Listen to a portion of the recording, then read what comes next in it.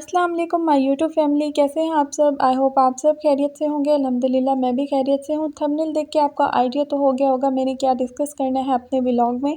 एक बहुत कॉमन सी बात है जो अक्सर हम लोग एक दूसरे के साथ डिस्कस कर रहे होते हैं कि मैं बहुत ज़्यादा लेज़ी फ़ील कर रहा हूँ।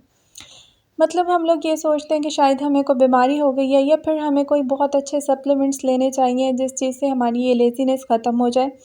सारा दिन हम लोग यही सोचते रहते हैं कि मैं उठता हूँ, अभी उठता हूँ या उठती हूँ, ये काम करती हूँ, लेकिन इस तरह कहते-कहते पूरा दिन गुज़र जाता है। बहुत से लोगों को मैंने ये कहते हुए सुना है कि मैं बहुत ज़्यादा आजकल लेज़ी फ़ील करता हूँ, मेबी मौसम कुछ इस तरह का है। लेकिन इसके पीछे कुछ रीज़न्स होती हैं और कुछ ऐसे रीज़न्स होती हैं जिसको हमेशा हम लोग इग्नोर कर देते हैं। तो आज मैं अपने व्लॉग में इस सारी चीज़ों का हल डिस्कस करूँगी। तो आज इस व्लॉग में इस चीज़ का हल निकालेंगे और इस बारे में डिस्कस करेंगे कि ऐसा क्यों होता है, हमारा दिमाग और हमारी बॉडी इतनी ज़्यादा सुस्त क्यों हो जाती है। अक्सर मैं खुद भी इस चीज़ को फेस करती हूँ और इस सिचुएशन से मैं खुद भी गुजरी हूँ कि कभी कभार मेरी बॉडी बहुत ज़्यादा लेज़ी हो जाती है, किसी भी एक्टिविटी में दिल नहीं लगता, कोई काम करने का दिल नहीं करता। तो आज ये देखेंगे कि ऐसी क्या रीज़न है जिसकी वजह से हम इतना लेज़ी फ़ील करते हैं। तो इसके पीछे कुछ अनासिर होते हैं, कुछ वजूहात होती हैं जिसकी वजह से हमारी बॉडी और हमारा माइंड बहुत ज़्यादा स्टक हो जाता है। तो आज ये सारी बातें मैं डिस्कस करूंगी कि ऐसा क्यों होता है। सबसे पहले तो आप मेरे चैनल को लाइक, सब्सक्राइब एंड शेयर कर दीजिए। जब आप लोग मुझे सपोर्ट करते हैं, कमेंट करते हैं तो मुझे बहुत ज़्यादा खुशी होती है आप लोगों के कमेंट्स पढ़ के। अच्छा, तो कुछ पॉइंट्स मैं आप लोगों के साथ शेयर करूंगी कि ऐसा क्यों होता है, हम इतने ज़्यादा लेज़ी फ़ील क्यों करते हैं। जो मेरे नॉलेज में है ना पॉइंट्स, वो मैं आप लोगों के साथ शेयर करूंगी। अगर आप उन पॉइंट्स से बाहर निकल आते हैं ना तो आप ओवरकम कर सकते हैं अपनी लेज़ीनेस को।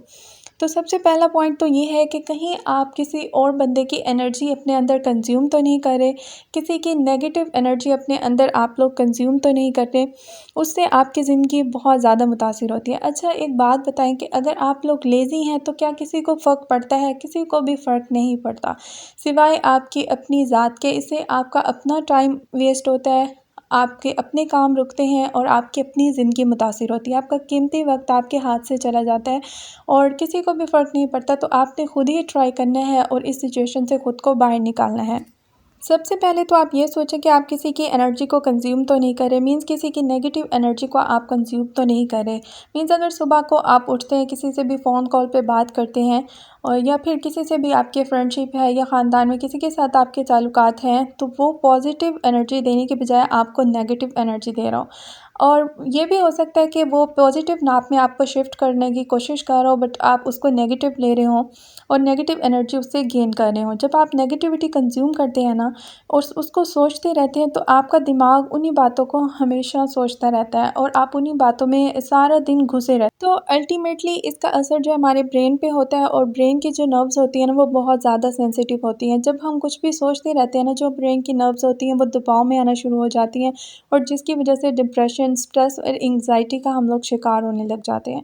तो कोशिश करें कि नेगेटिविटी और नेगेटिव एनर्जी को अपने अंदर कंज्यूम ना करें। सबसे पहले तो आप ये आइडेंटिफाई करें कि ऐसी कौन सी महफिल है, कौन सा बंदा है और कहाँ से आप लोग नेगेटिव एनर्जी कंज्यूम कर रहे हैं।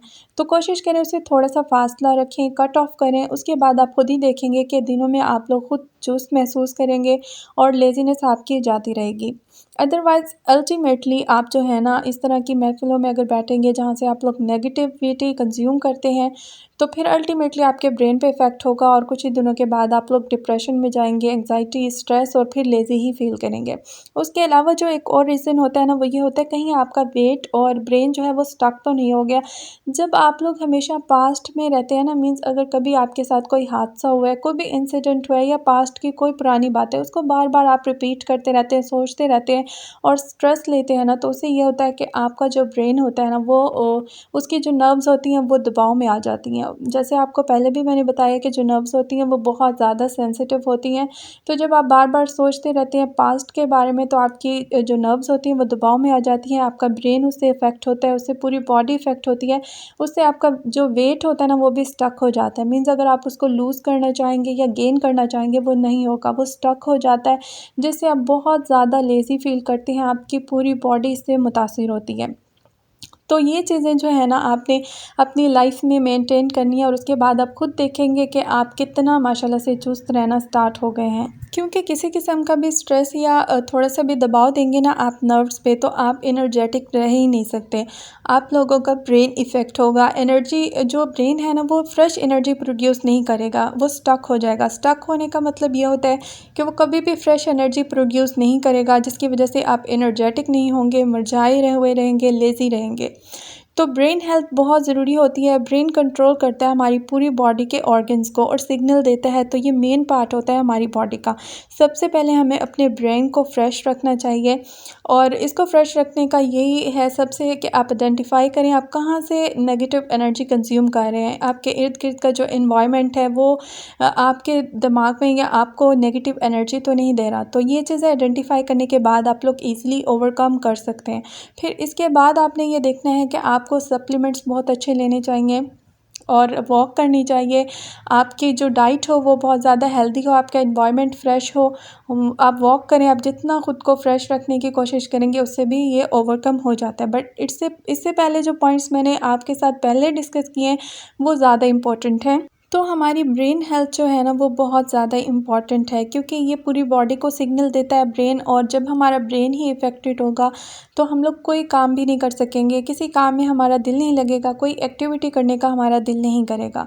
तो इन चीज़ों पे आपने बहुत ज़्यादा फोकस करना है और इजीली आप लोग फिर ओवरकम कर सकते हैं। और आपने खुद ही ट्राई करना है, क्योंकि ये चीज़ें आपकी लाइफ को इफ़ेक्ट करती हैं। इससे सिर्फ़ और सिर्फ आपको ही फ़र्क पड़ता है, किसी और को फ़र्क नहीं पड़ता। तो आप लेज़ी रहेंगे तो आपके ही काम रुके रहेंगे, आपकी लाइफ मुतासिर होगी। आई होप आपको मेरा ये ब्लॉग बहुत अच्छा लगा होगा, बहुत हेल्पफुल होगा आप लोगों के लिए।